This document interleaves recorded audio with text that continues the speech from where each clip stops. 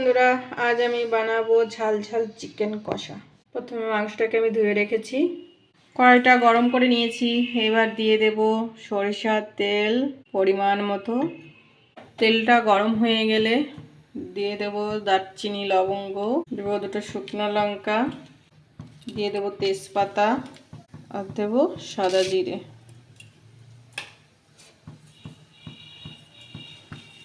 দিয়ে দেবো এবার পেঁয়াজ কুচি।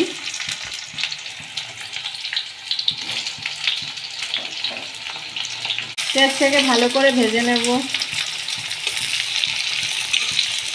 পেঁয়াজটা ভাজা হয়ে গেছে, এবার দিয়ে দেব আদা রসুন পেস্ট।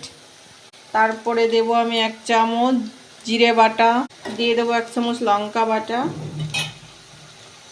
দিয়ে দেব হলুদ গুঁড়ো, দিয়ে দেব পরিমাণ মতো লবণ, দেব আমি 1 চামচ ধনে পাউডার, তারপরে দেব দুটো লঙ্কা কুচি। এবার ভালো করে এটাকে আমি কষিয়ে নেব। এবার সামান্য একটু জল দেব। জলটাকে দিয়ে মশলাটাকে সুন্দর করে কষিয়ে নেব। মশলাটা আমি ভালোভাবে কষিয়ে নিয়েছি, দেখুন মশলায় তেল ছেড়ে দিয়েছে। এবার আমি দিয়ে দেব মাংস।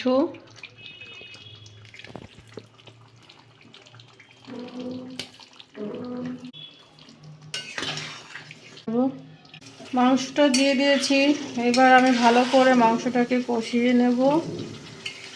গ্যাসটাকে আমি কম করে দেব, দিয়ে এবার এটাকে আমি ঢেকে দেব। যেহেতু আমি চিকেনটায় জল দেব না, এটাকে আমি ঢেকে দেব। গ্যাসটাকে কম করে দিয়েছি। রেডি হয়ে গেছে আমার ঝাল ঝাল চিকেন কষা। এবার নামানোর আগে দিয়ে দেব আমি ভাজা গরম মশলার গুঁড়ো। এটাকে দিয়ে ভালো করে আমি মিশিয়ে নেব। মিশানো হয়ে গেছে, এবার আমি এটাকে নামিয়ে নেব। হয়ে গেছে আমার ঝাল ঝাল চিকেন কষা। তোমাদের যদি ভালো লাগে কমেন্ট করে জানিও চিকেন কষাটা কেমন হয়েছে।